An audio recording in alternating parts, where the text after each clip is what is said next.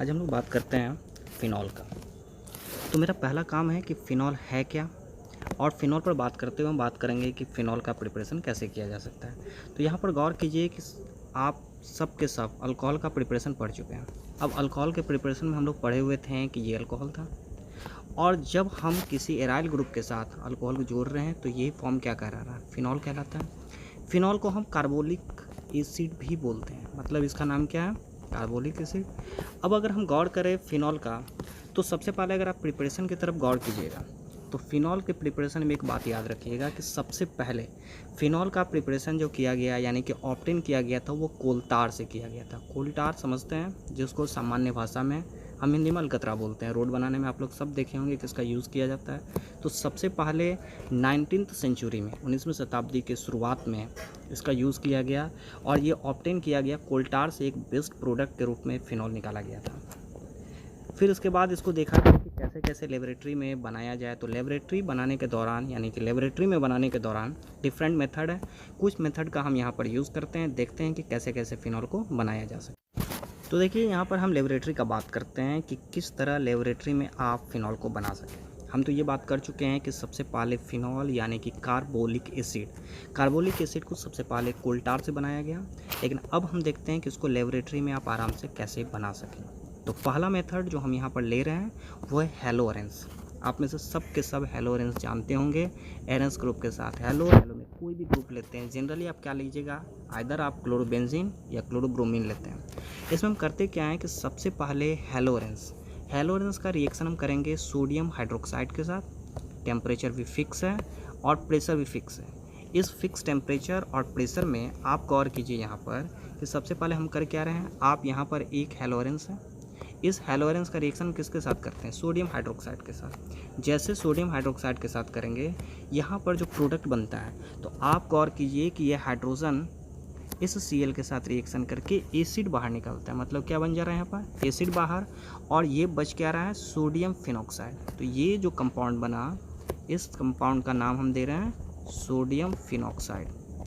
तो आप देखिए कि दो स्टेप में, पहला स्टेप में क्या तैयार हुआ, तो क्लोरोबेंजीन सोडियम हाइड्रोक्साइड के साथ प्रिपरेशन यानी रिएक्शन करके सोडियम फिनॉक्साइड बना रहा है। फिर आप देखिए कि आपके पास HCl बना हुआ है। ये HCl क्या करता है, यहाँ जो HCl आया, ये HCl इस सोडियम फिनॉक्साइड के साथ रिएक्शन करेगा। तो आप अगर सिंपल ज़्यादा बुद्धि ना लगाए, यहाँ भी अगर देखिए तो ये रिएक्शन आपको खुद समझ में आ रहा है। ये जो सोडियम फिनॉक्साइड का O- है, रिएक्शन किसके साथ कर रहा है, हाइड्रोजन के साथ। तो इस जगह पर क्या आ जा रहा है, OH मिल रहा है, और साथ में Na+ इस Cl के साथ रिएक्शन करके सॉल्ट तैयार कर दे रहा है। तो फाइनली आप यहाँ पर देख रहे हैं कि आपको क्या मिल जा रहा है, phenol, that means carbolic acid. तो फर्स्ट मेथड जो अभी हम देखें वो था हेलो एरेंस की मदद से फिनॉल बनाना। काफ़ी आसान मेथड था, समझने में कोई दिक्कत आपको नहीं होना चाहिए। अब देखिए हम सेकेंड मेथड लेके आते हैं। तो सेकेंड मेथड, फर्स्ट मेथड आप देख चुके हैं कि पहला मेथड हम हेलो एरेंस के साथ बनाया, दैट मीन्स यहाँ पर अभी हम एग्जांपल लिए थे क्लोरोबेंजीन का। अब सेकेंड मेथड जो हम लेके आ रहे हैं वो डाइजोनियम सॉल्ट के साथ आपको बनाना क्या है, तो डाइजोनियम सॉल्ट से हम फिनॉल बनाएंगे। आप में से सब के सब डाइजोनियम सॉल्ट का नाम सुन चुके हैं। जहाँ पर अगर नहीं भी याद हो तो हल्का सा याद होगा आपको कि आप पढ़े थे स्टैंडमेयर रिएक्शन। तो स्टैंडमेयर रिएक्शन में आप पहला स्टेप में देखे होंगे कि आप एनिलीन लेते थे, वही एनिलीन हम यहाँ ले रहे हैं।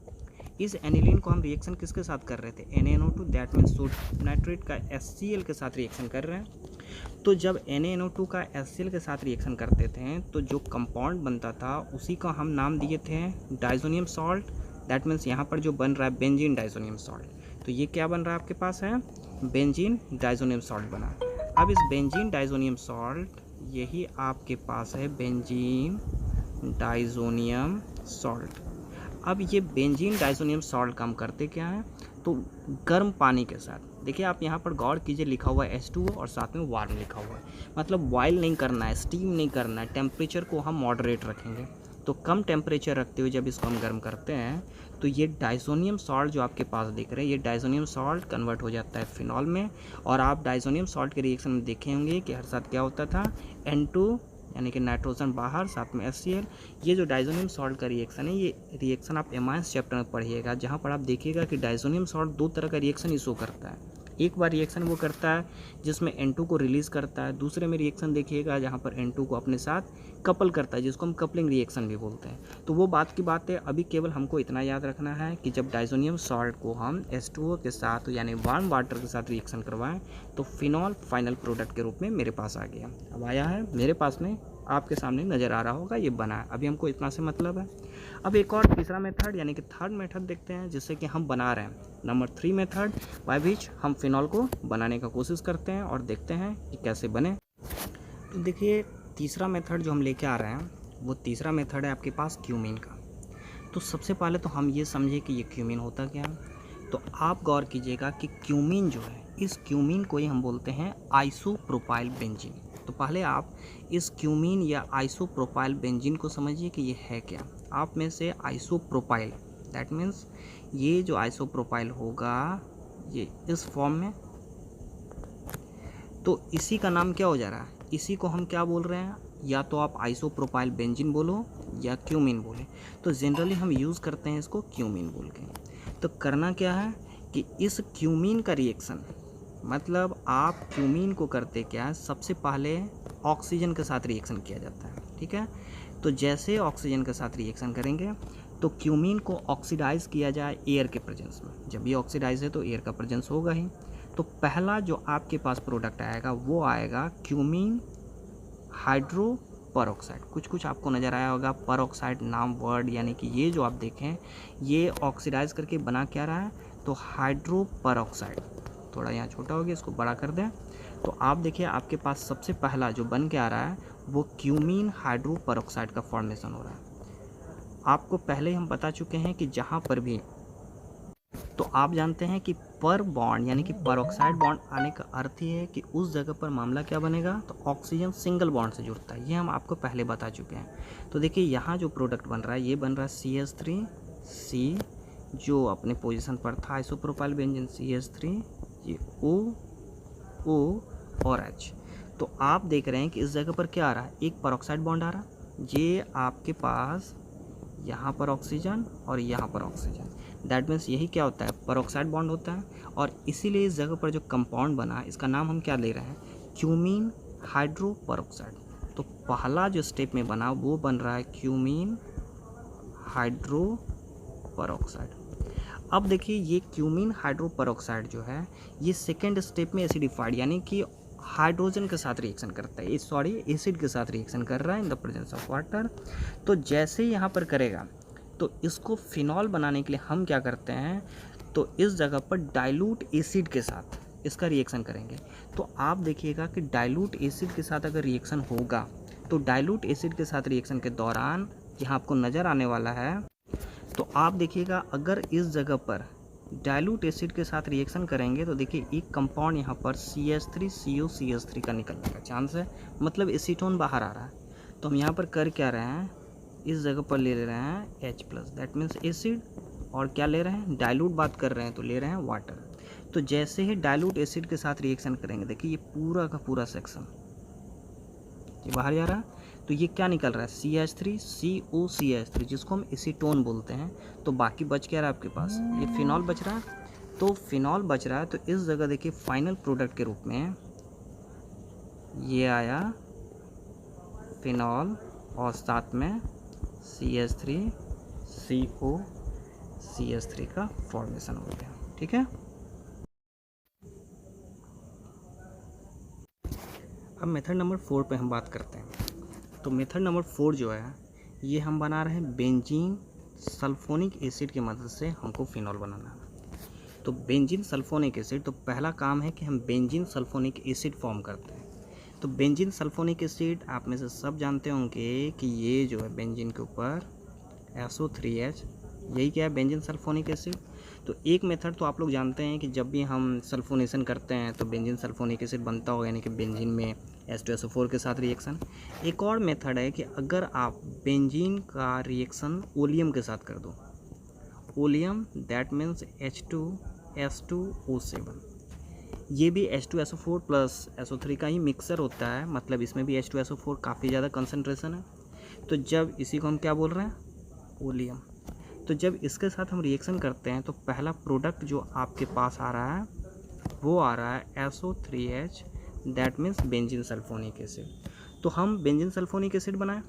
अब इस बेंजीन सल्फोनिक एसिड का जब आप रिएक्शन, मतलब जब आप इसको सोडियम हाइड्रोक्साइड के साथ रिएक्शन करवाओ,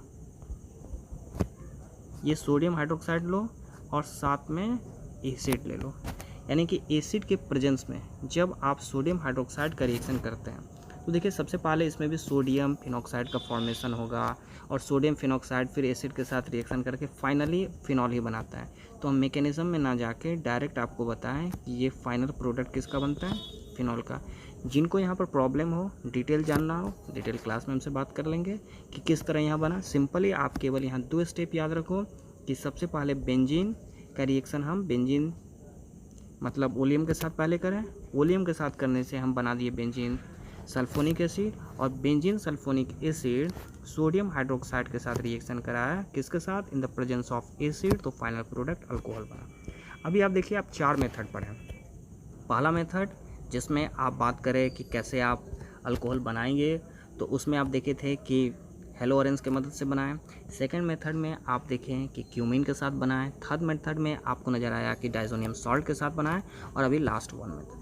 तो ये 4 मेथड, आप चारों मेथड आपके एग्जामिनेशन पॉइंट ऑफ व्यू से काफ़ी इंपॉर्टेंट है। उससे पहले हम अल्कोहल बना चुके थे 4, तो अभी आप 4 + 4 यानी कि 8 मेथड से आप लोग टोटल अल्कोहल और फिनॉल बनाना सीख चुके हैं। अब यहाँ पर हम देखते हैं कि अल्कोहल और फिनॉल बनाने के बाद सबसे पहला काम करें इसका प्रॉपर्टीज़ का। तो प्रॉपर्टीज़ में हम देखते हैं फिज़िकल प्रॉपर्टीज़। तो आप फिज़िकल प्रॉपर्टीज़ के बारे में जानते हैं कि स्वभाव समझना, यानी कि देखना कि कैसा कैसा होगा। तो फिज़िकल प्रॉपर्टीज़ में सबसे पहले हम गौर करते हैं इसका बॉइलिंग पॉइंट या melting point, boiling point melting point चर्चा करें। तो पहला प्रॉपर्टीज़ जो हम देखते हैं वो देख रहे हैं बॉइलिंग पॉइंट, बड़ा इंपॉर्टेंट प्रॉपर्टीज़।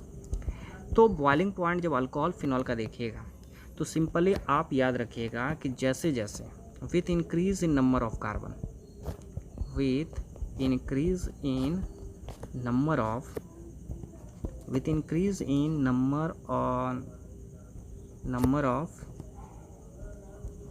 कार्बन,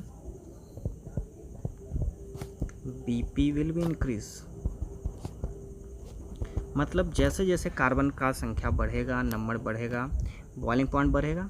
अगर मान लो आपके पास 2 है, एक है मीथेनॉल और दूसरा आपके पास आ जा रहा है इथेनॉल, तो आपके सामने क्लियर है, यहाँ 1 कार्बन और यहाँ 2 कार्बन। तो अगर आप देखो तो नंबर 1 और ये 2, तो BP का अर्थ यहाँ पर BP किसका ज़्यादा हो जाएगा, सेकेंड वन, यानी कि इथेनॉल का BP मीथेनॉल के BP से ज़्यादा है।